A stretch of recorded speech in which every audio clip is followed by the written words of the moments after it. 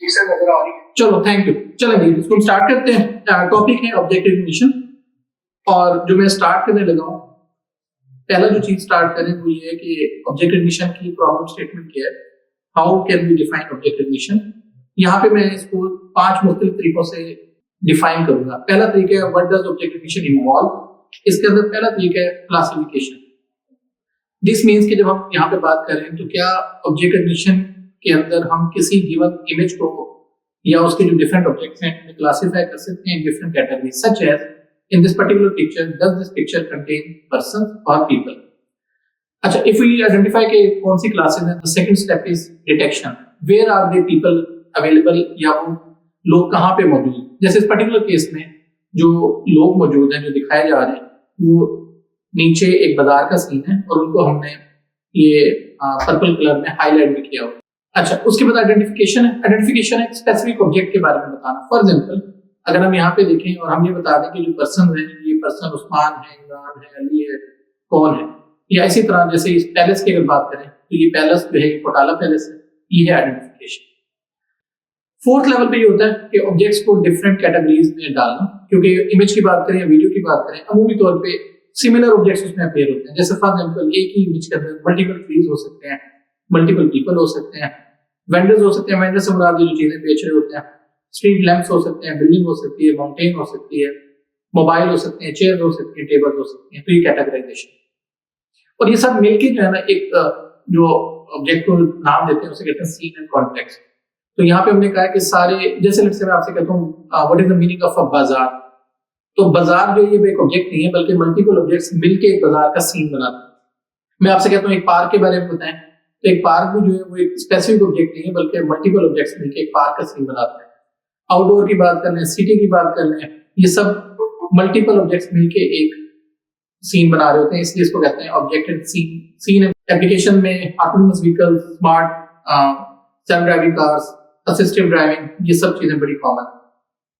Question यहाँ पे ये कि object recognition is it really so hard. यहाँ पे मैंने ये बताया, मैं क्विक थोड़ा सा चलता हूँ कि लेट्स से मेरे पास एक ये जो लेफ्ट साइड पे है एक टेम्पलेट है चेयर का और ये मेरे पास एक गिवन इमेज है। मैंने इस टेम्पलेट को इस इमेज में फाइंड आउट करना है।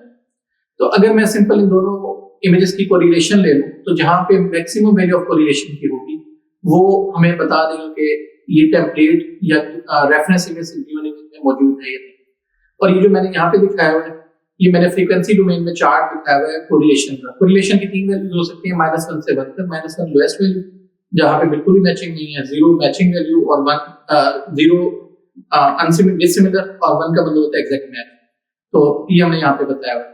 अच्छा, अब यहाँ पे प्रॉब्लम क्या होगा कि हमेशा ऐसे ऑब्जेक्ट नहीं होते जो अंदर फाइंड किए जा सकते। कुछ ऑब्जेक्ट ऐसे होते हैं जो यहाँ दिखाया है, लेट्स से अब वही कुर्सी है और इस इमेज में फाइंड आउट करना है।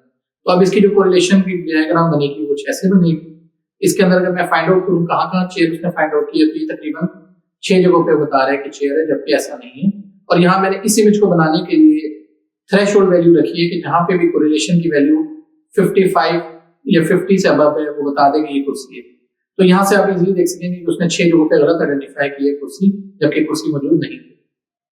इसके अलावा ये मल्टीपल चैलेंजेस हैं ऑब्जेक्ट रिकग्निशन की। पहला व्यू पॉइंट है। व्यू पॉइंट का मतलब है कि डिफरेंट एंगल से किसी इमेज को देखना। जैसे अगर मेरा चेहरा फ्रंटल देखेंगे, साइड से देखेंगे, राइट साइड, अप से देखें तो हर सूरत में सेम ऑब्जेक्ट है वो डिफरेंट फील होगा।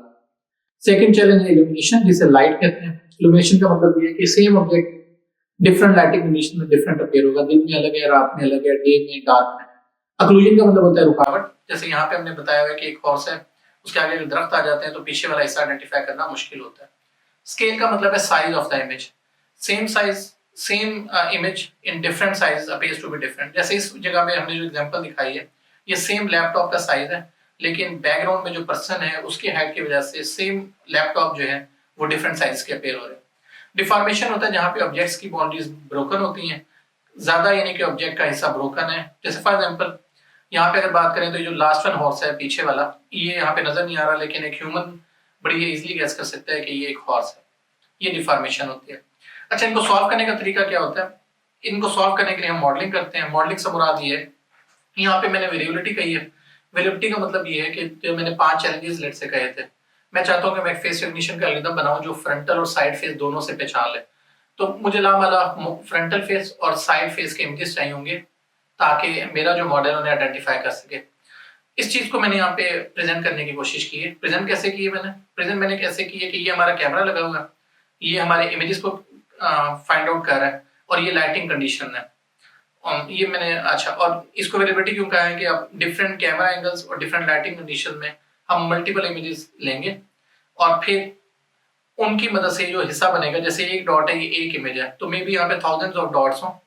थाउजेंड ऑफ डॉट मीन्स क्या होगा, एक object in different variable condition like lighting, scale बढ़ा के, इल्यूमिनेशन के लिहाज से, कैमरा एंगल के लिहाज से एंड सो ऑन। और जितने ज्यादा यहाँ पे डॉट बढ़ते जाएंगे उतना अच्छा वो रिकॉग्नाइज करेगा। अच्छा, लेकिन एक इशू आता है ऑब्जेक्ट रिकॉग्निशन में कि विद इन क्लास वेरिएशन भी होते हैं। फॉर एग्जांपल, क्या सारी कुर्सी की अगर हम बात करें कि कंप्यूटर को सिखाना है कि एक चेयर कैसी होती है, तो क्या हम कह सकते हैं कि कुर्सी की 4 टांगे होती हैं, 2 हैंड हाथ रखने वाली जगह होती है, नीचे फुट रेस्ट होता है? ऐसा नहीं है, बल्कि कुर्सियां भी मल्टीपल टाइप की हो सकती हैं, जैसे इस डायग्राम में दिखाया हुआ। तो इसका मतलब ये है कि ऑब्जेक्ट्स ना सिर्फ आउटसाइड चैलेंजेस हैं, बल्कि इनसाइड चैलेंजेस भी हैं ऑब्जेक्ट्स को आइडेंटिफाई करने के लिए। अच्छा, अब मैं जो थोड़ा सा बोलूंगा timeline of recognition, this is very important. इसमें मैं ये बताऊंगा कि ऑब्जेक्ट रिकॉग्निशन के मेथड्स कब शुरू हुए और करंटली ये कहाँ पर मौजूद है, कहाँ तक इन पे रिसर्च हुई है। तो मल्टीपल फेजेस मैंने इसे डिवाइड किया है तकरीबन 9 फेजेस में। Let's start. पहला जो फेज था वो था 1965 से 1980 तक। इसमें जो ज्यादा काम हुआ था वो अलाइनमेंट और ज्योमेट्रिक पैरामीटर्स पे हुआ था। अलाइनमेंट का मतलब क्या होता है मैं भी दिखाता हूँ। ये देखें, जैसे ये हमारे पास था, ये हमने वही वाली डायग्राम दिखाई है, सिर्फ अलाइनमेंट में हमने क्या कहा है कि इमेजेस को रोटेट कर दिया। अलाइनमेंट का मतलब क्या होता है, लेट्स से मैं टिल्टेड में अगर बॉडी है तो इसको थोड़ा सा सीधा कर देना, राइट साइड पे लेफ्ट साइड पे आगे की तरफ है तो उसको एंगल को टिल्ट करना। तो यहाँ पे हमने क्या बताया कि ये जो सारे थे वेरिएबिलिटी, इनको सिर्फ हम एंगल के लिहाज से रोटेट करते थे और अपने ये जो मॉडल था, जो सेट ऑफ इमेजेस थे, उसमें इनपुट करते थे। फॉर एग्जाम्पल यहाँ मैं भी थोड़ा सा दिखाता हूँ, जैसे ये एक पर्टिकुलर एग्जाम्पल है, हमने अलाइनमेंट की बताई। इसमें जो लेफ्ट साइड वाला इमेज है वो अलाइंड है, यानी कि सीधा इमेज है, और राइट साइड वाला जो टिल्टेड है राइट साइड पे। तो यहाँ पे मैं एक फार्मूला बता रहा हूँ कि एक मैं टी ट्रांसफॉर्मेशन करना चाह रहा हूँ। वो ट्रांसफॉर्मेशन क्या होगी कि वो इस राइट साइड इमेज को लेफ्ट साइड इमेज में कन्वर्ट कर देगी। और वो करनी कैसे है, हम यहाँ के पॉइंट्स उठाएंगे, जैसे ये रेड पॉइंट दोनों उठाएंगे और इन दोनों के दरमियान डिफरेंस निकालेंगे। इस डिफरेंस को हम कहते हैं रेजिडुअल। फिर ये पर्पल कलर वाले का डिफरेंस उठाएंगे, येलो वाले का, ग्रीन का, और इस वाले कलर का जो नीचे हल्का ग्रीन है, और इन सबका हम रेजिडुअल लेंगे और फिर इन सबका सम करेंगे। जहां पर इसकी वैल्यू, इस पूरे फार्मूले की वैल्यू सबसे मिनिमल होगी, वहां पे हम कहेंगे कि बेस्ट अलाइंड है दोनों। तो आई होप इसको थोड़ा डिटेल आप भी देखिएगा, लेकिन मैं फिर रिपीट करता हूँ। सिंपल सा आइडिया कि 2 ऑब्जेक्ट्स हैं हमारे पास, एक वर्टिकली अलाइंड है और एक टिल्टेड है। हमने क्या करना है, टिल्टेड को अलाइन के साथ मैच करना है, जहां पे, और हर पॉइंट को एक एक करके मैच करते जाना है। हर पॉइंट अपनी जगह पे जब बेस्ट आ जाएगा तो जो उन सबका कंबाइंड सम होगा वो मिनिमल होगा, वो होगा कि this is the best aligned image. Second जो है वो हमारे पास थे अपीयरेंस बेस्ड मेथड्स, और ये बड़ा कॉमन है, इंसान भी, हम लोग भी।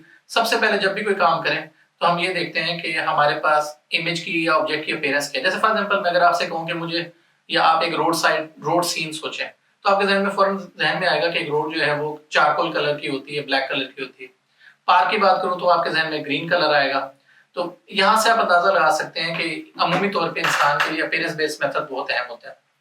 इसी तरह मैं अगर आपसे अपीयरेंस बेस में शेप भी एक अमूमी तौर पे आती है। अगर मैं आपसे कहूँ बॉल, तो आप फौरन गेस कर लेंगे कि वो गोल होती है, राउंड होती है। अंडे की बात करें कि वो ओवल होता है। मोबाइल की बात करें वो रेक्टेंगल होता है। ये अपीयरेंस बेस्ड मेथड है। यहाँ पे हमने कुछ दिखाया भी है। तो एक और वर्ड यहाँ पे यूज किया, उसे कहते हैं एम्पेरिकल मॉडल्स। एम्पेरिकल का मतलब होता है मुशाहिदाती, यानी कि जरूरी नहीं है कि सड़क हमेशा काली हो, लेकिन हमारा मुशाहिदा ये कहता है कि वो ब्लैक ही होती है। जरूरी नहीं है कि जो है वो बॉल जो है वो हमेशा गोल ही बनानी है, वो रेक्टेंगल भी हो सकती है, बाज गेम्स में होती भी, या स्केयर भी हो सकती है। लेकिन मुशाहिदा क्या कहता है कि अमूमी तौर पे बॉल जो है वो गोल होती है, फिर स्फेरिकल होती है। तो इनको empirical models of image variability कहते हैं। ये मैंने यहाँ पे दिखाने की कोशिश की है। अच्छा, एक इसके अंदर बड़ा कॉमन है, और क्योंकि जैसे मैंने बताया था कोरिलेशन का, कि उसमें हम इमेज को कोरिलेट करते थे। अपीयरेंस बेस्ड मेथड्स का एक बड़ा कॉमन मेथड है जिसे कलर हिस्टोग्राम्स कहते हैं। हिस्टोग्राम भी बड़ा आसान सा कंसेप्ट है। जैसे इस फिगर में जो दिखाया हुआ है, अगर मैं इस फिगर की बात करूं, हिस्टोग्राम आप ये समझ लें कि डिफरेंट कलर्स के ब्लॉक्स बनाना। जैसे लेट्स से अगर मैं बात करूं, मेरे पास एक इमेज है, उसमें 3 कलर अहम है, ब्लैक, ब्लू एंड ग्रीन। तो जो हिस्टोग्राम बनेगी वो ये बनेगी कि इस इमेज में ये तीनों कलर की कितनी वैल्यूज हैं। और इमेज प्रोसेसिंग के लिहाज से बात कर लें तो कितने, लेट्स से मेरे पास 200 पिक्सल्स टोटल है, 200 पिक्सल। उन 200 में 100 जो है ब्लैक कलर के हैं, 50 जो है ब्लू कलर के हैं, ग्रीन जो है 30 है, बाकी सारे और हैं। तो हिस्टोग्राम का मतलब ग्राफ बनेगा जो ये बता देगा इसमें 100 का चार्ट नजर आएगा, 30 का नजर आएगा, 20 का नजर आएगा। ये कलर हिस्टोग्राम होता है। अगेन अपीयरेंस मेथड्स हैं, आप इजीली गेस कर सकते हैं कि ये कलर शेप की बेस पे है, तो इसमें अगर क्लटर है, ऑक्लूजन है या लाइटिंग कंडीशन है तो ये अच्छा परफॉर्म नहीं करेंगे, क्योंकि इसमें आपको अपीयरेंस सही नजर आनी चाहिए। फिर थी sliding window approach. Sliding window approach का मतलब क्या है कि इसने जो पहले दो मेथड्स हमारे गुजरे हैं, पहला मेथड जो टेम्पलेट बेस्ड था, जो दूसरा हमारे पास अलाइनमेंट का, जो तीसरा हमने भी देखा है कि जिसके अंदर अपीयरेंस है, इन सबको कंबाइन करके एक विंडो, स्लाइडिंग विंडो बनाई। जैसे मैं इस इमेज को चला के दिखाता हूं और मैं चाहता हूं कि भाई इस इमेज के अंदर जितने भी ऑब्जेक्ट्स हैं उन सबको आइडेंटिफाई करो कि वो कौन कौन से हैं। तो एक स्लाइडिंग विंडो लेट्स से मैं फेस की चलाता हूं और देखिएगा जी, मैंने एक फेस की स्लाइडिंग विंडो बनाई है। ये क्या करेगा, सारे इमेज को स्कैन करेगा, जहां जहां पे फेसेस हैं उसे आउटपुट करके साइड पे कर देगा। इसी तरह अगर मैं डॉग की चलाऊंगा तो ये डॉग को आइडेंटिफाई करेगा, साइड पे कर देगा। चेयर की करूंगा, मे बी लैंप की करूंगा तो ये वो ऑब्जेक्ट्स आइडेंटिफाई कर देगा। और इसका दूसरा इंपॉर्टेंट क्या है, इसमें स्केल और ओरिएंटेशन, यानी कि ये बड़े साइज की भी हो सकती है और ये लेफ्ट और राइट ओरिएंटेशन भी हो सकती है। ये है स्लाइडिंग विंडो अप्रोच जी। उसके बाद हमारे पास है फीचर बेस्ड मेथड। ये बड़ा इंपॉर्टेंट है और लेट्स से इसको मैं थोड़ा सा एक्सप्लेन करता हूँ। ये जो थोड़ा सा टाइमलाइन की भी बात कर लेते हैं मे बी समझाने के लिए। जो अभी तक जो मेथड्स चले ना, ये बड़े classical, rule based, expert system based, knowledge based method थे। और आप अंदाजा लगा सकते हैं, टाइम का भी मैंने बताया कि स्टार्ट हुआ 65 से और अभी हमने 90s के अंदर स्टार्ट किया। अर्ली 90s में या स्पेसिफिकली लेट 80s में जो डोमेन आई थी वो थी मशीन लर्निंग की। मशीन लर्निंग की जो डोमेन है ना, उसका बड़ा आसान सा कंसेप्ट ये है कि वो फीचर बेस्ड है। फीचर बेस्ड का मतलब क्या है, लेट्स से मैं कहूं कंप्यूटर से कहूं कि मेरा चेहरा आइडेंटिफाई करो, तो वो चेहरे को आइडेंटिफाई नहीं करती, इसके छोटे छोटे हिस्से करेगी। वो तीन किस्म के हिस्से करेगी, low level, mid level, high level. Low level है जैसे शेप और कलर, मिड लेवल है मेरी आईज, लिप्स, नोज, फोरहेड, चिन, ये सब मिड लेवल है। और इन सबको मिला के वो करती है, फेस बनाती है पूरा। तो मशीन लर्निंग में फीचर बेस्ड मेथड्स पे काम हुआ था। स्पेसिफिकली अगर हम बात करें, थोड़ा सा एग्जांपल देख लेते हैं।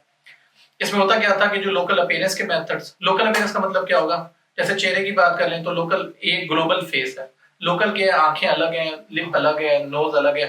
तो अब मैं कहूँ जी लिप का जो अपीयरेंस है वो डिफरेंट है आइज से, आइज की जो अपीयरेंस है वो नोज से डिफरेंट है, नोज की फोरहेड से डिफरेंट है। ये है लोकल अपीयरेंस। ग्लोबल पूरे का पूरा फेस, लोकल उसके हिस्से।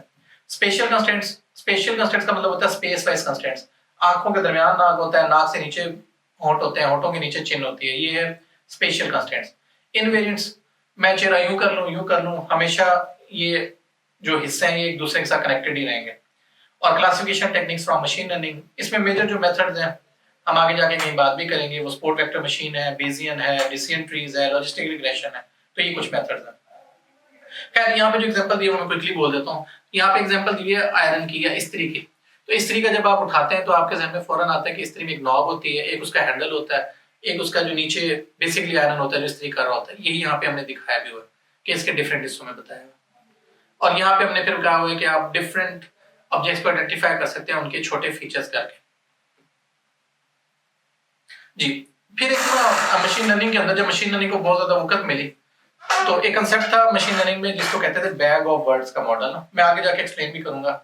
और कंप्यूटर विजन में से कहते थे बैग ऑफ फीचर्स। बड़ा आसान सा कंसेप्ट है। जब हम टेक्स्ट लिखते हैं तो क्या जो टेक्स्ट लिखते हैं आने वाले फिक्रे पिछले फिक्रों पे वो मुनहसिर होते हैं, डिपेंडेंट होते हैं? आंसर इसका यस है।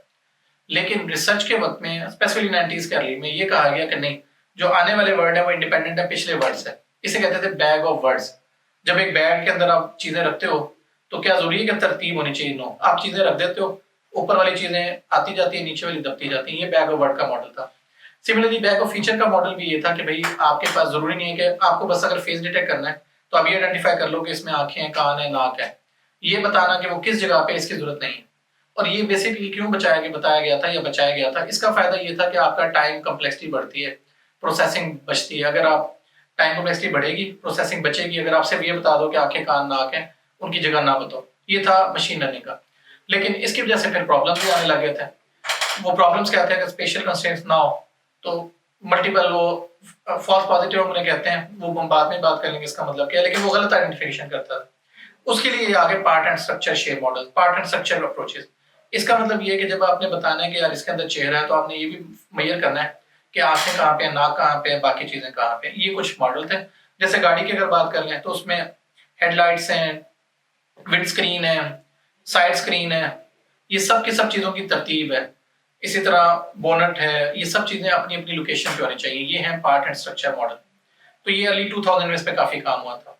अच्छा, यहाँ से हम दो तीन चीजें बोलेंगे कि अब ऑब्जेक्ट इग्निशन का इसका मतलब क्या है कि नंबर वन ऑब्जेक्ट इग्निशन करने के लिए जो अभी जहां तक हम पहुंचे हैं, वहां पे हमारे पास ऑब्जेक्ट्स एज पार्ट्स हैं। जी, यहाँ पे दो टर्म्स में बोलना चाहूंगा। दो किस्म के मॉडल हैं, एक है जनरेटिव मॉडल्स और एक है डिस्क्रिमिनेटिव। जनरेटिव होता है बॉटम अप अप्रोच, यानी कि मल्टीपल पार्ट्स हैं, उनको मिला के आपने एक उनको लेबल लगाना है। जैसे generative approach for face recognition क्या होगी, एआई को या सिस्टम को ये नहीं पता कि फेस आइडेंटिफाई करना है। वो क्या करेगी जनरेटिव मॉडल में, वो उसको हम ऑब्जेक्ट देंगे, वो उसमें से आंखें निकालेगी, कान निकालेगी, आंखों को लेबल देगी, कान को, होठों को, इन सबको लेबल देगी। जब सब मिल जाएंगे फिर वो कहेगी एक फेस है। ये है जनरेटिव मॉडल। मशीन हमेशा जेनेटिव मॉडल में काम करती है, बॉटम अप अप्रोच में। इंसान टॉप डाउन काम करता है। टॉप डाउन का मतलब कि इंसान के सामने एक चेहरा आएगा, वो फौरन कह देगा ये चेहरा फलां बंदे का है, फिर वो बताएगा कि इसकी तरतीब क्या है। ये होती है टॉप डाउन अप्रोच। ये है objective set of parts. Model, model के अंदर क्या होता है, हमने मल्टीपल चीजें देखी हैं, relative location between parts, appearance, shape, ये सारी चीजें। अब इश्यूज क्या है, how to model location, how to represent appearance. अच्छा, फिर कंप्यूटर में या मशीन में या कंप्यूटर विजन में प्रॉब्लम क्या होता है, हमेशा मशीन लर्निंग में सारे फीचर्स की इंफॉर्मेशन नहीं होती, अमूमी तौर पे कम होती है इंफॉर्मेशन। जैसे मैं अपने चेहरे की बात करूं, हो सकता है मशीन मेरा आंखें निकाल पहचान लेके या आंखों की इंफॉर्मेशन निकाल ले, वो नाक की ना कर सके, लिप्स की ना कर सके, चिन की ना कर सके, फोरहेड की ना कर सके।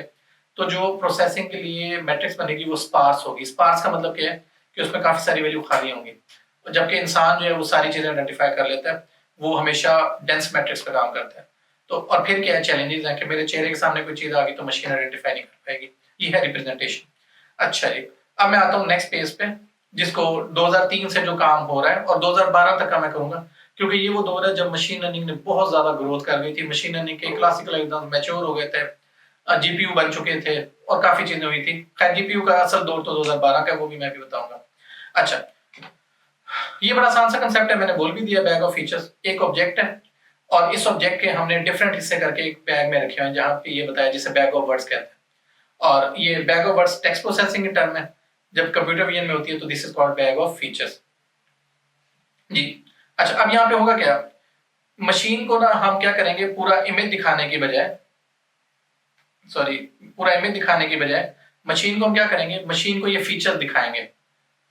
यानी कि इससे मुराद क्या है कि अब मशीन को ये पता नहीं चल रहा कि इसमें फेस कौन सा है, बाकी कौन सा है। अच्छा, अब वो कह रहा है all of these objects are treated as being the same, क्योंकि मशीन के लिए सब के सब ये सेम है। मशीन को ये नहीं समझ आ रही कि इनमें कौन सी चीज क्या है। तो इसको कैसे सॉल्व किया जाए, इस पे अब हम बात करते हैं जी। अच्छा, एक तो ना कुछ क्लासिकल पेपर साथ साथ आए, जिनमें फॉर एग्जांपल एक this one of the most famous papers in object ignition, और ये जो टाइटल है इसे कहते हैं जिस्ट। जिसका मतलब बेसिकली होता है कि ना क्रक्स निकालना। जैसे फॉर एग्जांपल अगर मैं आपसे कहूँ एक बिल्डिंग सीन ना, तो आपके फौरन ज़हन में ना एक शायबा सा बनेगा कि बिल्डिंग में क्या होता है। बेशक हम पाकिस्तान में बड़ी बड़ी बिल्डिंग ना भी हों, लेकिन आपके फौरन जहन में अमेरिकन बिल्डिंग्स, दुबई की बिल्डिंग्स का जहन में शायबा सा आएगा कि बड़ी सारी बिल्डिंग है, उसमें विंडोज हैं, उसमें रोशनी है। ये होता है जिस्ट बेसिकली। पार्क सीन का बात करें तो हो सकता है पार्क के अंदर व्हाइट फ्लावर्स हो, लेकिन अमूमी तौर पे आपको फील आएगा ग्रीनिश पार्क ना। जंगल की बात करें तो हो सकता है इस तरह का आपको जिस्ट फील हो। होटल रूम की बात करें तो ये होटल रूम की बात की है। तो ये जिस्ट होते हैं बेसिकली, और ये ग्लोबल मॉडल होते हैं। ग्लोबल का मतलब क्या, मैं बोल देता हूँ क्या मतलब है। दो किस्म के मॉडल हैं, ग्लोबल और एक लोकल। ग्लोबल है जो पूरे इमेज पे काम करते हैं, और लोकल जो है स्पेसिफिक इमेज के अंदर छोटे छोटे हिस्सों में पार्ट करते हैं। दोनों पे हम बात करेंगे। पहले मैंने जिस्ट की बात कर ली। अच्छा, इससे ना कुछ पेपर जो है ना वो डायरेक्ट ऑब्जेक्ट रिकग्निशन पे बात नहीं करते, वो ऑब्जेक्ट कंप्लीशन पे बात करते हैं। इससे मुराद मैं क्या ले रहा हूँ, देखें, ये मेरे पास लेफ्ट साइड पे ओरिजिनल इमेज है, और ये मेरे पास एक इनपुट है जिसके अंदर ना ये वाला हिस्सा छुपा हुआ है कि इस हिस्से के पीछे क्या है। जैसे दोबारा देखो, ये ओरिजिनल इमेज है, हमने तस्वीर बनाई और ये छत सामने आ गई। हमें नहीं पता इसमें नदी में, इसमें झील में क्या ऑब्जेक्ट्स हो सकते हैं। तो यहाँ पे हमने क्या किया, इसके ऊपर ये जो हिस्सा लगाया, हम इसे कहते हैं एक मास्क लगाया हमने ना, और इस मास्क को हमने फिल करना है अब इन सारे वाले इमेजेस के अंदर से, जो इमेजेस नीचे दिए हुए हैं। और यहाँ पे हमने उसको फिल करके दिखाया कि जब हमने इसे फिल किया तो बेसिकली जो नीचे नदी थी या झील थी उसमें ये कश्तियां वगैरह या बोट्स वगैरह ये तैर रही थी। तो ये वाले ऑब्जेक्ट्स हैं, ये है सीन कंप्लीशन के ऊपर काम है। और इसमें बेसिकली होता क्या था, अगेन मशीन लर्निंग की एप्लीकेशन है। जिस तरह का मशीन लर्निंग में ज्यादा डाटा होगा उसकी बेस पे ये मशीन जो है या एआई जो है वो सीन कंप्लीशन का सॉफ्टवेयर डिसाइड कर लेगी। तो again this has been very very active part. जी, इसी तरह सीन अलाइनमेंट है, ये वही है जो स्टार्ट में हुआ था, उसी कुछ एग्जांपल हमने यहाँ पे दिखाई हैं। जी, अब मैं आता हूँ थोड़ा सा आपको समझाने के लिए, और ये जो मैं एग्जांपल दे रहा हूँ इसको हम कहते हैं बेजियन फार्मूला। आप लोगों ने अपने वक्त में खुद समझने की भी कोशिश करनी है कि बेजियन फार्मूला है क्या, लेकिन आसान लफ्जों में क्या है, इसमें 3 प्रोबेबिलिटीज होती हैं। एक होती है पोस्टीरियर प्रोबेबिलिटी। चलिए मैं थोड़ा आसान करता हूँ। पहले जितनी भी मशीन लर्निंग मौजूद है, ये कंप्यूटर विजन सब प्रोबेबिलिस्टिक बेस्ड है। प्रोबेबिलिस्टिक का मतलब क्या होता है कि इसमें हम किसी भी इवेंट की प्रोबेबिलिटी बताते हैं कि अकर होगा या नहीं। जैसे फॉर एग्जांपल मैं आपसे कहता हूँ कि आज बारिश होगी, तो हाँ या ना। आप हाँ या ना करने से पहले हमसे रीजन पूछेंगे या सर्कमस्टांसेस या फीचर्स पूछेंगे कि बारिश कब होगी। लेट्स से बाहर बादल आए हुए हैं, हवा चल रही है, ह्यूमिडिटी है, कल बारिश हुई थी, ये सब फीचर्स हैं। ये जो फीचर्स की बेस पे आपने डिसीजन करना है ना, इसको आप डिफरेंट नाम देते हैं। पहली प्रोबेबिलिटी जिसे बेस प्रोबेबिलिटी कहते हैं। स्टैट की बात कर लें तो सिक्के की एग्जांपल दी जाती है। अब तो कॉइन का दो नहीं, मैं उछाल के दिखाता। आप कहते हैं जी कि एक बेस प्रोबेबिलिटी क्या है कि मेरे पास एक सिक्का है, वो हेड या टेल दोनों हो सकता है, 50-50। अब मैं जब उसे उछालूंगा तो दोनों चांस है कि वो हेड भी आ सकता है, टेल भी आ सकता है। लेट्स से मेरी बहुत ज्यादा प्रैक्टिस है एक तरफ सिक्का लेके आने की, तो आप कहेंगे कि डॉक्टर उस्मान की प्रोबेबिलिटी को जो उछालेंगे उनकी मदद से जाएगा। लेट्स से ये हेड ज्यादातर मैं कहता हूँ, तो अगर मैं उसको थोड़ा सा या थोड़ा सा टिल्ट कर लूँ, एक तरफ से भारी कर दूँ, तो 80% प्रोबेबिलिटी कि वो हेड आएगा, 20% वो आएगा। इसे कहते हैं कंडीशनल प्रोबेबिलिटी। फिर एक ज्वाइंट प्रोबेबिलिटी होती है कि मल्टीपल चीजें मिलके एक प्रोबेबिलिटी डिसाइड करनी है। तो ये खैर मल्टीपल प्रोबेबिलिटीज हैं। अभी यहाँ पे मैं आपको दिखाता हूँ। और यहाँ पे बेस रूल में क्या होता है, जो लेफ्ट साइड पे इसे कहते हैं पोस्टीरियर प्रोबेबिलिटी, ये राइट साइड पे जो है इसे कहते हैं, ये वाली जो है ये प्रायर प्रोबेबिलिटी है, और ये जो दरमियान में लिखा है इमेज इनटू ज़ेब्रा, ये है मैक्सिमम लाइक्लीहुड एस्टिमेशन, MLE।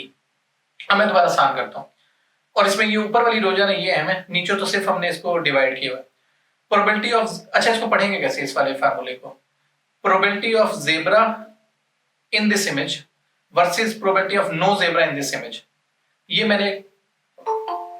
मैंने जो है ना एक हमने रेशियो निकाल के आनी है, और जो रेशियो हाई वैल्यू होगी, अगर इसकी वैल्यू हाई होती है तो इसका मतलब है कि इसमें ज़ेब्रा है, और अगर इसकी वैल्यू लो है तो इसमें ज़ेब्रा नहीं है। लेट्स से जी probability of zebra in this image is equal to probability of all the images in the data set which have zebra in that. जी, आई होप मेरी बात समझ आ रही है कि मेरे पास जो मशीन लर्निंग में डाटा सेट होता है, कितने मेरे पास कितने मेरे पास इमेजेस हैं मेरे डाटा सेट में जिनमें ज़ेब्रा मौजूद है। ठीक है, ये है हमारा मैक्सिमम लाइक्लीहुड एस्टिमेशन।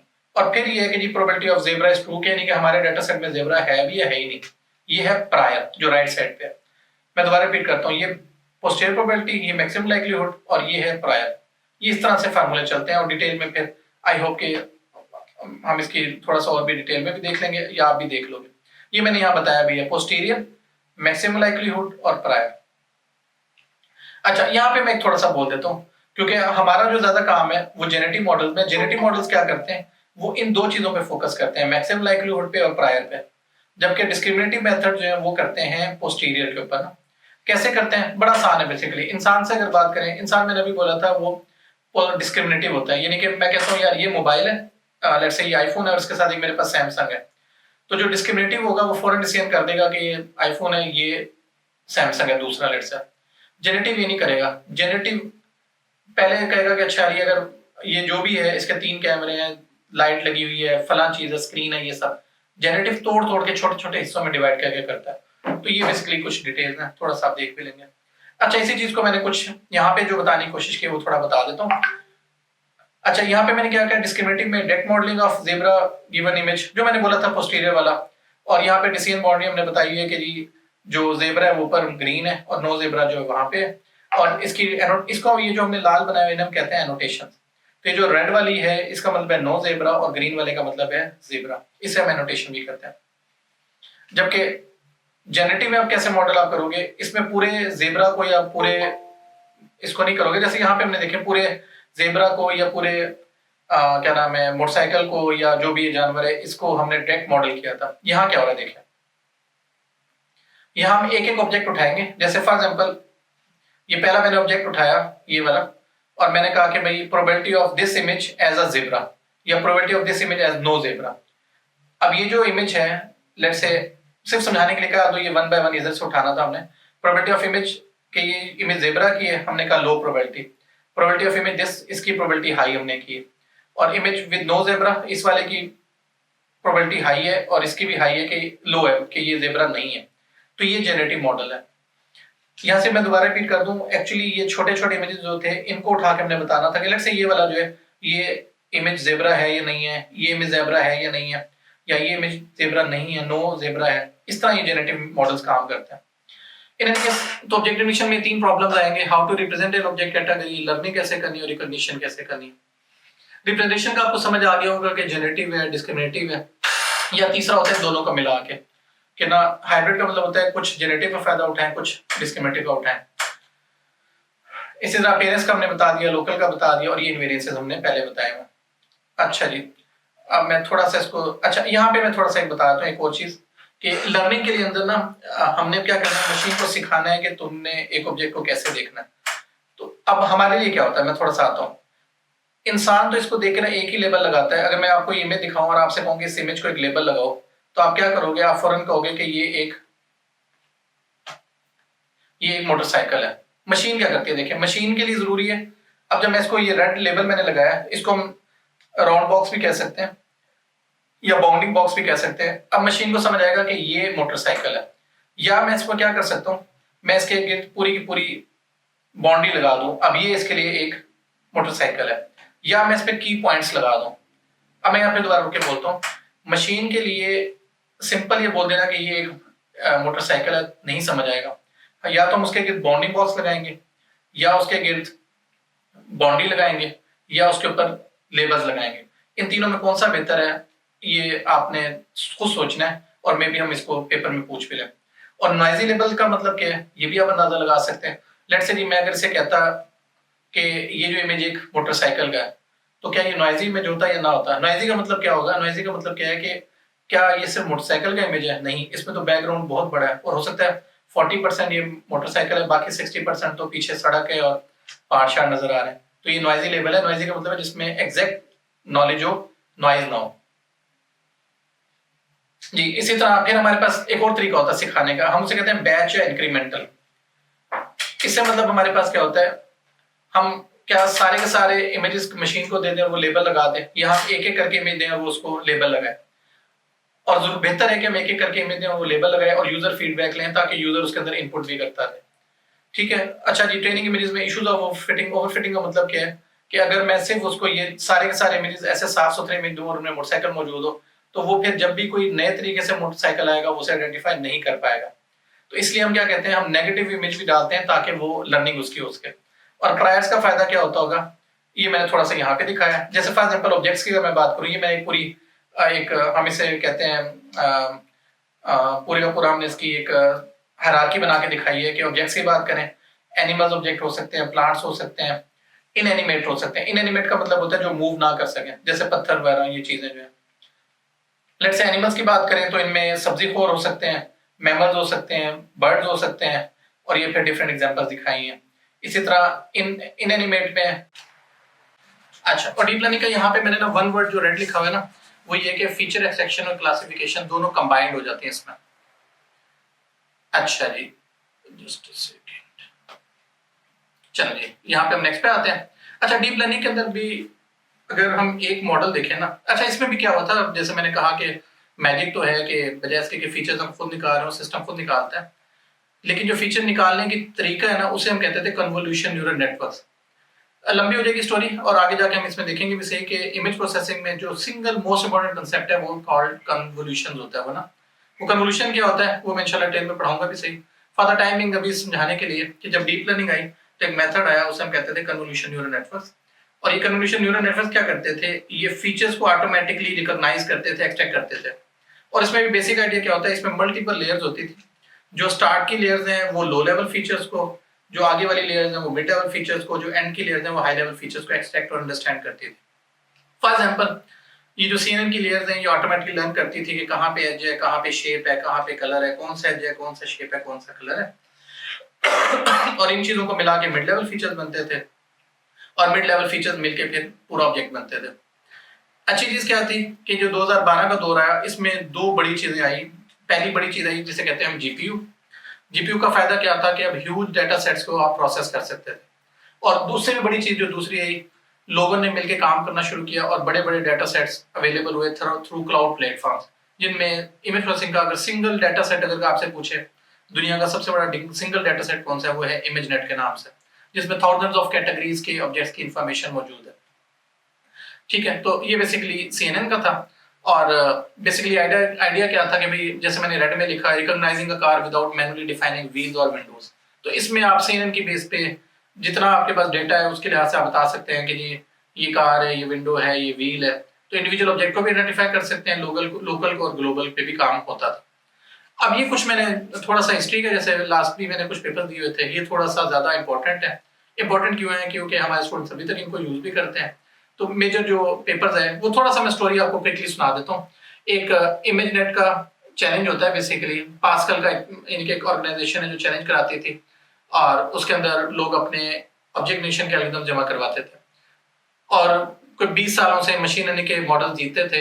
एलेक्सनेट एक 2012 में मॉडल आया जो डीप लर्निंग बेस्ड था।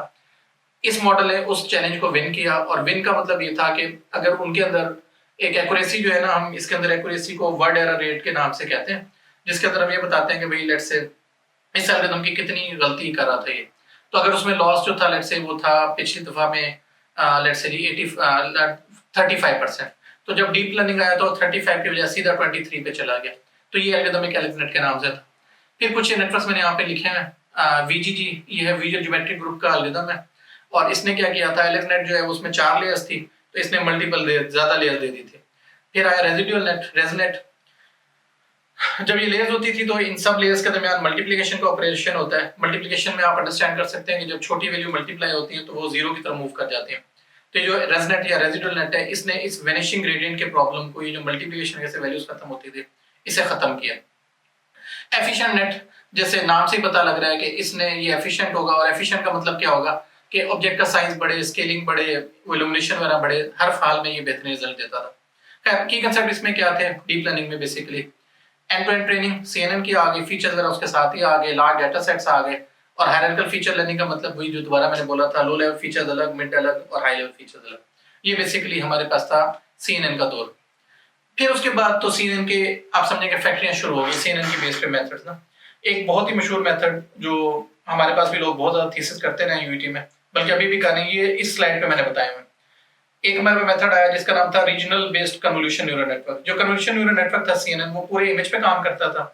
ये आरसीएनएन क्या करता था, ये इमेज को हम छोटे छोटे हिस्सों में, रीजन में डिवाइड करते हैं।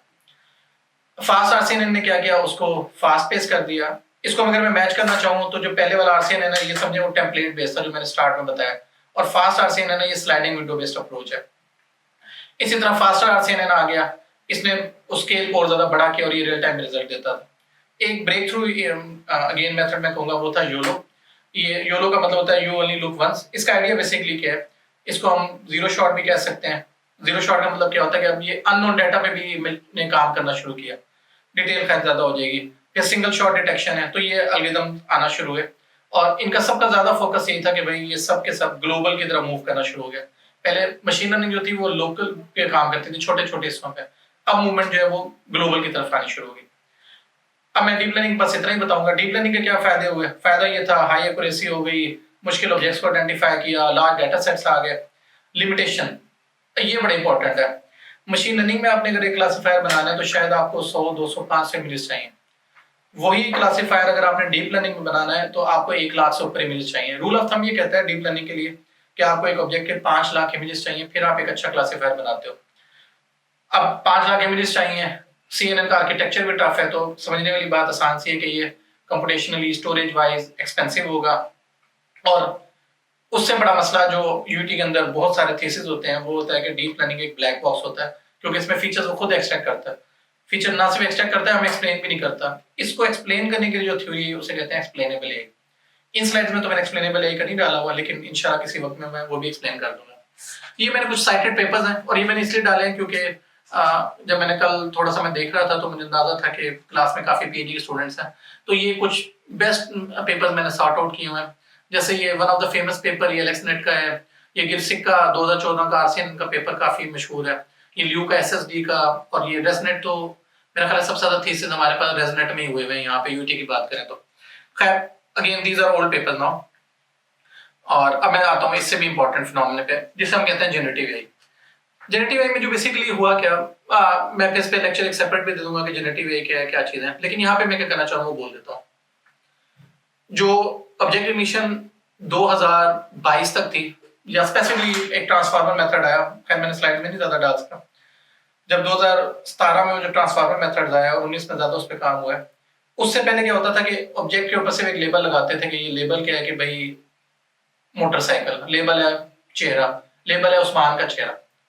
जनरेटिव एआई ने आके क्या किया, उसने इसकी ना डिस्क्रिप्शन जनरेट करना शुरू की। जैसे मेरा चेहरा दिखाएंगे तो सिर्फ ये नहीं बताएगी this is face of Usman, इससे आगे वो डिटेल बताना शुरू हो जाएगी कि this is face of Usman while delivering a lecture, this is face of Usman while playing cricket, whatever, यानी कि लंबी लंबी डिस्क्रिप्शन आना शुरू हुई। ये थे जनरेटिव एआई का दौर। चले यहाँ पे हमने किया कि मैं थोड़ा सा बताता हूँ जो स्लाइड्स के अंदर है, कि ये जो जनरेटिव एआई के मेथड्स आए, ये वो मेथड्स हैं जो ना सिर्फ इमेज को अंडरस्टैंड करते हैं बल्कि उसके बारे में मेटा डाटा जनरेट करते हैं। Not just recognise objects but also describe and reasoning about them, जैसे मैंने बता दिया। और सबसे इंपॉर्टेंट इसमें जो आपने याद रखनी है, जो मैंने अभी बोला भी है उसको मैं टेक्निकल बोलने लगा हूँ, जो इन्फॉर्मेशन मौजूद है विजन की वो तो है ही है, इसके साथ लैंग्वेज को अटैच किया। जैसे लेट्स से मैं अगर आपसे ये इमेज दिखाऊं, ये मेरा मोबाइल है, आईफोन है 16 है, ये तो फौरन मैंने भी बता दिया। जनरेटिव एआई ने क्या किया, इसके साथ ना लैंग्वेज की इंफॉर्मेशन लेके आया, क्या इसकी क्या इसके प्रॉन्स हैं, क्या फायदे हैं, क्या फीचर्स हैं, इसकी प्राइस क्या है, लोग इसके बारे में क्या कमेंट कर रहे हैं। तो ये सारी इसने विजन को लैंग्वेज को कंबाइन किया। कैसे किया? ऑफ कोर्स डेटा सेट्स के थ्रू किया, और उसके मेथड्स भी मैं अभी आगे बताने लगा हूं। तो ये अंडरस्टैंड एंड डिस्क्राइब इमेजेस है। और अगेन जो हरफों में हरफे या गलते आम मशहूर है कि जनरेटिव एआई का दौर है, तो उसमें सबसे इंपॉर्टेंट चीज जो है वो है प्रॉम्प्ट्स है, कि इसके साथ लोगों ने प्रॉम्प्ट्स को अटैच करना शुरू किया। कैसे किया वो थोड़ा सा बोल देता हूँ। ये कुछ फेमस फ्रेमवर्क्स हैं, शायद डिटेल तो इतना नहीं मैं जाऊंगा, लेकिन हल्का फुल्का बता। तो इसमें क्लिप के नाम से ब्लिप, GPT-4 लाइक सिस्टम्स, जिनमें सबसे इंपॉर्टेंट है विजन लैंग्वेज मॉडल, या जिसे हम ट्रांसफार्मर कहते हैं। और इस पे इंशाल्लाह ताला हम डिटेल में बात करेंगे, आज नहीं करेंगे। आइडिया बड़ा सिंपल सा, एक इमेज है और इसकी आउटपुट वो क्या जनरेट कर रहा है, man holding a legal document. ये मैंने जजेस के लिहाज से थोड़ा सा डाला है, जुडिशरी का, क्योंकि मेरा उसमें इंटरेस्ट काफी है। ये कुछ टर्म्स हैं जो मैं वैसे बताना चाह रहा था, क्योंकि ये भी अगेन हुए हैं जिन्होंने ऑब्जेक्ट रिकग्निशन में या मशीन लर्निंग में या डीप लर्निंग में काफी ज्यादा चेंज लेके आए हैं। जीरो शॉट ऑब्जेक्ट रिकग्निशन, इसका मतलब क्या होता है कि जो पहले हमारे पास ऑब्जेक्ट है, जैसे मैंने अगर आइडेंटिफाई करना है ये कौन सा ऑब्जेक्ट है, तो इसके हजारों लाखों करोड़ों इमेजेस चाहिए। लेकिन ये जो जीरो शॉट या फ्यू शॉट्स हैं, इनका एडवांटेज ये था कि बिल्कुल मिनिमम डाटा के साथ भी 1 2 3 इमेजेस देख के भी ये गेस करना शुरू हो जाते हैं कि ये कौन सा ऑब्जेक्ट है, और आप बड़ी आसानी से अंदाजा लगा सकते हो। इसके लिए ये लोग लैंग्वेज से या प्रॉम्प्ट से फायदा उठाते होंगे। अगेन ये मैंने थोड़ा सा उसके लिए बताया हुआ है। फायदा इसका क्या होगा कि क्योंकि जीरो शॉट है तो इसमें ट्रेनिंग डाटा कम चाहिए होगा, टेक्स्ट से इसका फायदा उठाएगा। टेक्स्ट जो है वो इमेज की निस्बत आसान मैकेनिज्म है, और सबसे इंपॉर्टेंट ह्यूमन इसी तरह चीजों को एक्सप्लेन करता है। अगर आपसे कोई पूछे विजन लैंग्वेज मॉडल का फायदा क्या है, तो उसका फायदा ही सबसे बड़ा ये है कि अब आप ऑब्जेक्ट्स को ह्यूमन की एक्सप्लेनेशन की फॉर्म में प्रेजेंट कर रहे हो। और लिमिटेशंस क्या होगी, ये उतना ज्यादा प्रिसाइज नहीं होगा, क्योंकि इंसान प्रिसीजन की बजाय एक्सप्लेनेशन पे, इंटरप्रिटेशन पे यकीन करता है। और हेलुसिनेट डिस्क्रिप्शन, हेलुसिनेट का मतलब क्या है कि कई गलत डिस्क्रिप्शन भी आप बताएंगे, क्योंकि इंसान अपने नॉलेज के मुताबिक प्रेजेंट कर देता है। ये वो चीज बताई।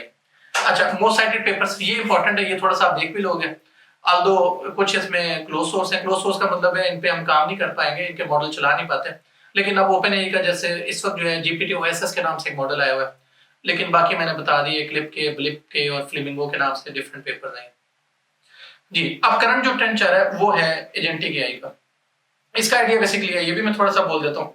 इसमें जो एक ना हम वर्ड यूज करते हैं, ट्रायंगल यूज करते हैं। हम कहते हैं सिस्टम जो है ना वो सिर्फ ये नहीं बताता कि कैटेगराइज नहीं करता, यहाँ पे उसके लिए वर्ड डिसाइड नहीं सिर्फ करता, बल्कि डिसीजन से आगे भी क्या करना होता है। तो इसमें 3 एक ट्रायंगल बोलते हैं, प्लान, डिसाइड एंड एक्ट। और अगेन होता क्या है, बड़ा आसान सा है, इसने सारे मॉडल्स को कंबाइन कर दिया एजेंटिक एआई ने। जो 1950 से काम शुरू हुआ है आज तक जो हो रहा है उस सबको इसने जमा किया हुआ है। और अमूमी तौर पे क्या कहते हैं कि ये परसेप्शन, कॉग्निशन एंड बिहेवियर, इन 3 चीजों को कंबाइन कर रहा है। इसके साथ थोड़ी सान करता हूँ आपको याद रखने के लिए। इंसानी इंटेलिजेंस जो है ना उसमें भी 3 चीजें ही होती हैं मेन। एक परसेप्शन है कि हम कैसे देखते हैं, कॉग्निशन होता है हम डिसीजन कैसे करते हैं, और बिहेवियर होता है हम एक्शन कैसे करते हैं। तो एजेंटिक एआई इन तीनों चीजों को कंबाइन किया हुआ है।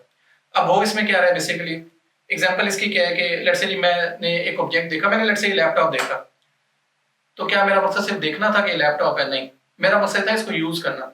ये है एजेंटिक एआई कि ना सिर्फ आप ये देखो कि क्या ऑब्जेक्ट है, बल्कि उसका रोल भी बताओ। जैसे फॉर एग्जांपल मैं अपनी बात करूं, लैपटॉप को अगर मैं देख रहा हूं तो मेरा क्या मकसद होगा, या मैं अपना ऑफिशियल वर्क कर रहा हूं या लेक्चर डिलीवर कर रहा हूं, ये बेसिकली है। तो think not just seeing objects but deciding what to do next. अब यहाँ रुकते हैं, क्या इसका एडवांटेज होगा? आप बड़े आसानी से गैस कर चुके हैं जो मैंने बोला। देखिए एजेंटिक एआई का फायदा अगेन क्या हुआ, कोई भी ऑब्जेक्ट है तो सिर्फ ऑब्जेक्ट रिकॉग्नाइज करना, डिटेक्ट करना इंपॉर्टेंट नहीं है, उसका यूज भी इंपॉर्टेंट है। इसको अगर देख लो तो ये, यानी कि जो मैं अब हिस्ट्री कंक्लूड भी जब करूंगा तब भी बोलूंगा, ऑब्जेक्ट रिकग्निशन की वजह से खत्म ही होने वाली है।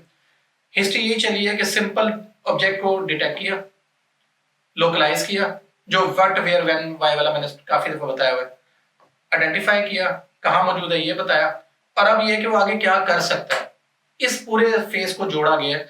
और एजेंटिक ये कर रही है कि ना सिर्फ ये बताना कि ऑब्जेक्ट क्या है, बल्कि वो क्या क्या कर सकता है।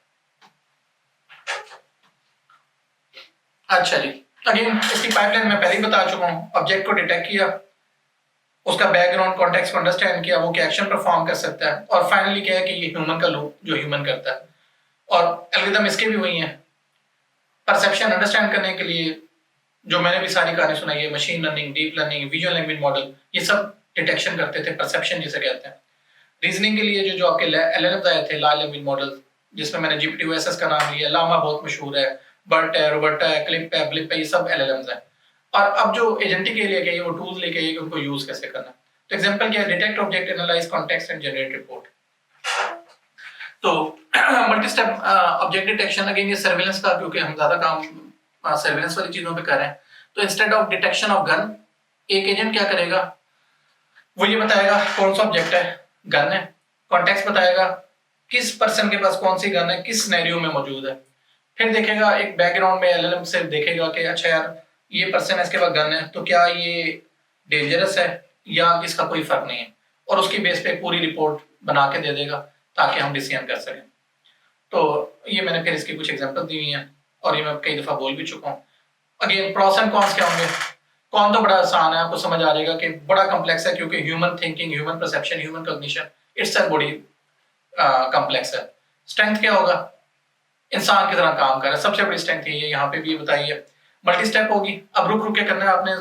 देखिए अगेन ये क्या है, आईफोन, ये मैं कौन उस्मान, इन दोनों का रिलेशनशिप ये बता रहा है। तो ये इसका सबसे बड़ा फायदा है कि सिंपल इस मोबाइल को देखे हम क्या ये बता सकते हैं कि उस्मान का मोबाइल है या मतलब से जी हारून का मोबाइल है, किसका मोबाइल है। ये है एजेंटिक यही कि ना सिर्फ ये बताना क्या मोबाइल है, कि कौन अथॉरिटी है, किसका कॉन्टेक्स्ट है, कौन यूज करेगा, आगे क्या क्या हो सकता है। तो ये सारी चीजें, और ये मल्टी स्टेप है अक्रॉस मोडालिटीज। मोडालिटी का मतलब है टेक्स्ट, ऑडियो, वीडियो सब इसमें मैच हो रहा है। पहले होता था एक ही मोडालिटी पे काम, अब सारी मोडालिटीज पे इकट्ठे काम हो रहा है। मोडालिटी का मतलब फिर बोल देता हूँ, single modality, text, audio, video, ये सब मोडालिटीज हैं। HTML फाइल है, PDF फाइल है, इन सबको मोडालिटीज कहते हैं। चैलेंजेस क्या होगा, complex system design, reliability and trust. Again अच्छे लोगों ने एनोटेट किया तो अच्छा रिलायबल होगा, ट्रस्ट होगा, एंड सो ऑन। ये कुछ पेपर्स हैं या कुछ फिनोमेना हैं, हम भी इन पे रिसर्च करते हैं, आपसे भी है।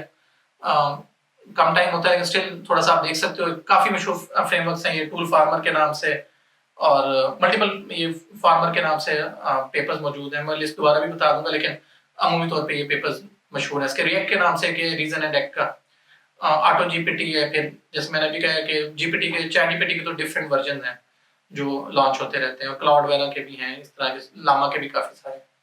जी यहाँ पे मैं बस कंक्लूड करने लगा हूँ।